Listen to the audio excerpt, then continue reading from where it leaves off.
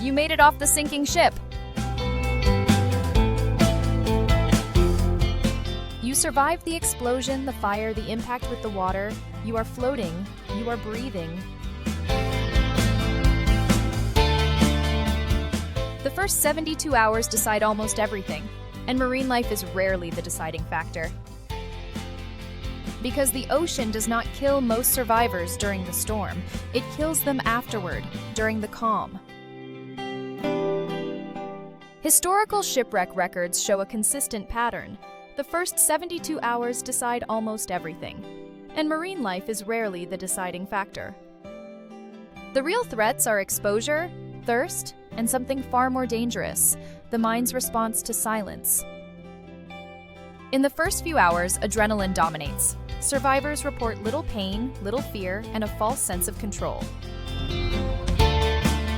People cling to debris, overturned lifeboats, or each other. They believe rescue is imminent. This optimism is dangerous, because the ocean rarely signals what comes next.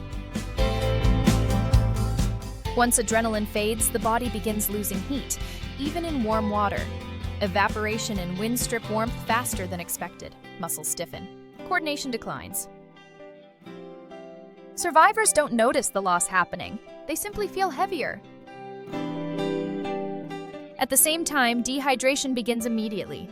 Saltwater spray coats lips and skin, accelerating fluid loss. The sun burns relentlessly during the day, then disappears at night, leaving cold, damp darkness.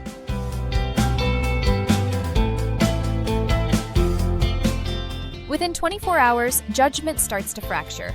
People begin making small decisions that feel logical, but aren't.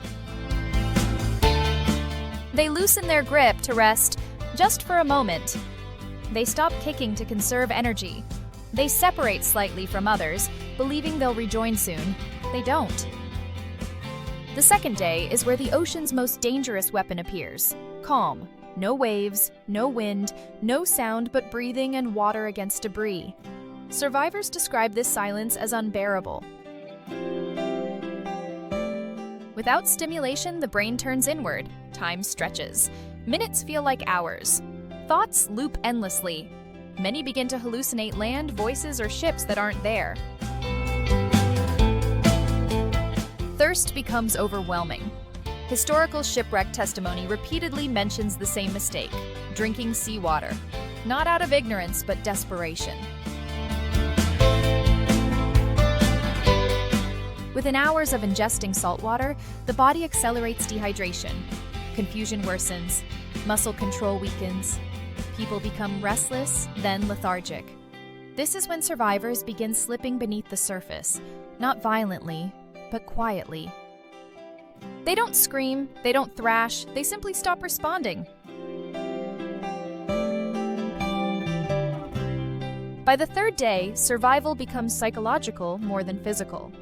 Those who endure share one trait: restraint. They move as little as possible.